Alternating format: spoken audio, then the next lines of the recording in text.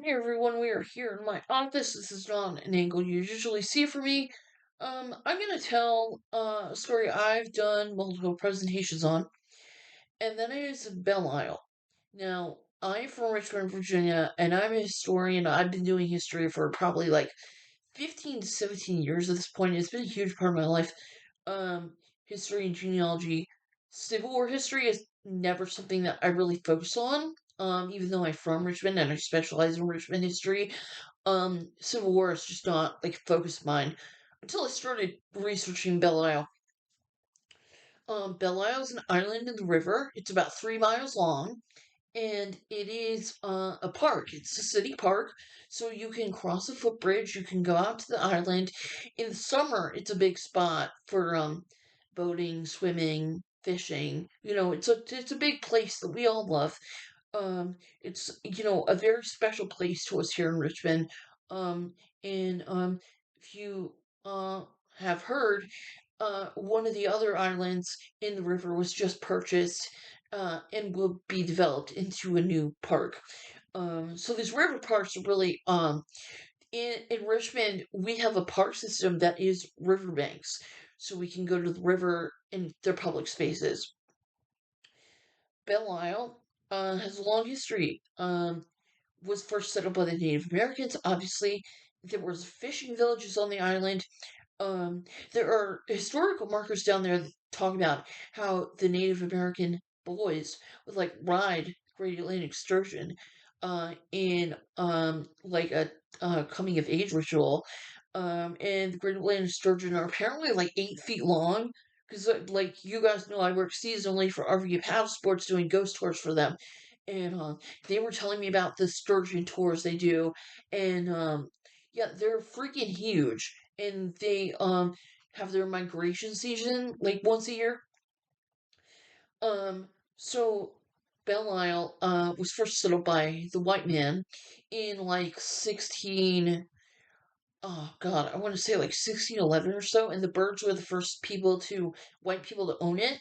Um, the Birds being William Byrd the First and William Byrd the Second. William Byrd the First was from England. William Byrd the Second, as we know, was one of the founders of Richmond City, who was helped lay out the streets, and he has a big plantation called Westover that's a museum today. Belle Isle during the Civil War was a prison for Union soldiers, and it was a Confederate prison. So the Confederates were holding the Union prisoner. They were captured at whatever battle they were in and marched to Richmond, where they were kept prisoner in Belle Isle. Belle Isle had the housing was tents, and there were only enough tents to house like a third of the people on the island. So most of the people were sleeping outside, and this was all weather. There's multiple accounts. There are many accounts saying one of the winters in like 1862 was like absolutely freezing, and all winters in Richmond are freezing, but then it was like 0 degrees, and there are many accounts of people freezing to death during the night. Um, Many accounts of people starving to death on the island because they weren't fed enough. People dying of disease. There was one account that a stray dog wandered onto the island and people ate it because they were so desperate to eat something.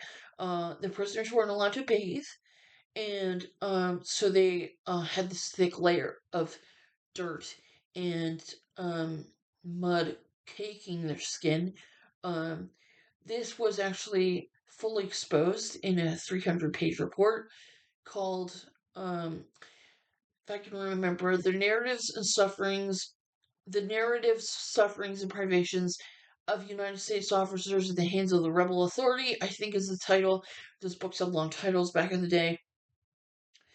Um, this is a report on the southern prisons, and this was an expose by the Northern government, the U.S. Congress, exposing the Confederate prisons in 1864. So we're in 1864. We're at the height of the war when this drops. It makes national headlines, and Belle Isle was not liberated until the end of the war. There is also a story that when the Richmond city burned in 1865, um, during the end of the war. Well, the story with that was the Confederates knew the Union were coming towards Richmond because they'd lost. They just won the battle right outside of Richmond, the Battle of Five Forks. So the next move was to take Richmond.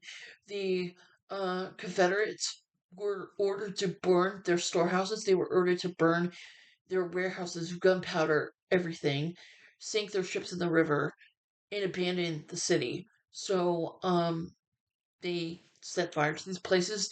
Did not expect it to get so completely out of control that it burned the entire riverfront up to where the capital is. Um, this caused massive devastation. All the banks burned, so people had no money.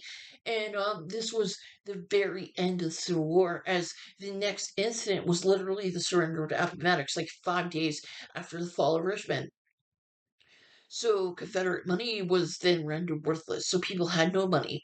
And this was, I think that on bread riot, there's a historical mark downtown of a bread riot that broke out down in bakeries because people had no food during the Civil War.